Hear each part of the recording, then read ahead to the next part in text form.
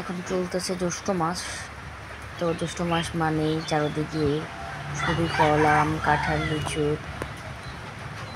জাম সব রকমের ফলই খাওয়া যায়। আর গ্রামের বাড়ি যাদের তাদের তো আম গাছ থাকবে, এটাই স্বাভাবিক, তাই না? তা আমার বাড়িতেও প্রচুর আম। তবে গ্রামে থাকার এই একটাই আনন্দ, নিজের বাড়ির আঙিনায় ইচ্ছে মতো সব ধরনের ফল লাগানো যায়।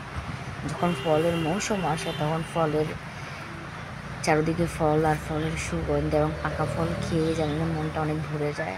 তবে আলহামদুলিল্লাহ আমি এত সুন্দর একটা গ্রামে জন্ম নিয়েছি, যেখানে সকাল হলে পাখির ডাক, সূর্যের আলো, গাছে গাছে ফল ফুল সব কিছুই কেন জানি না অনেক মুগ্ধ করে আমাকে। এই যে আমার এই ছোট্ট আমের চারাতেও দেখেন কত আম দিয়েছে। আসলে সব কিছুর রিজিকের মালিক হচ্ছে আল্লাহ। আল্লাহ চাইলে কি না পারে। আর যেহেতু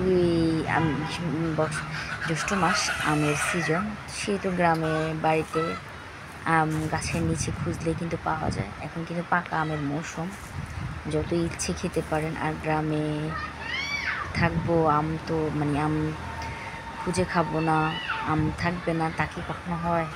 গ্রামের সবচেয়ে সৌন্দর্য হচ্ছে এই গাছগাছালি। আমার মতো যারা গ্রামে থাকেন তারাই বুঝবেন। এই যে দেখেন, আমি এখন চলে এসেছি আম বাগানে, আম বাগানের নিচে। এই যে আমটা কিন্তু আসলে পাকা। আরও আম দেখেন কতগুলো আম পড়ে আছে। এটা থেকে সবচেয়ে খুশি আর কিছু হতে পারে বলেন? যারা শহরে বদলে দালান কোথায় থাকেন তারা কি এই আনন্দটা পাচ্ছেন আর কিন্তু নিতে পারছেন যে আম গাছের নিচ থেকে পাকা আম কুড়িয়ে খেতে। দেখো বন্ধুরা, যে দেখেন কত সুন্দর একটা পাকা আম পেয়েছি। আরো এই আম দেখি তো মনটা জুড়ে যায়, তাই না? যদিও আরো অনেকগুলো চলা খেয়ে ফেলেছিল। আছেন শহরে বন্দি না থেকে গ্রামে মাটি, গাছপালা, আমরা যতটা না খাই চলে তার থেকে বেশি নষ্ট করে। এটা উপভোগ করেন। জীবনে 1000 বছর বাঁচতে ইচ্ছে করবে।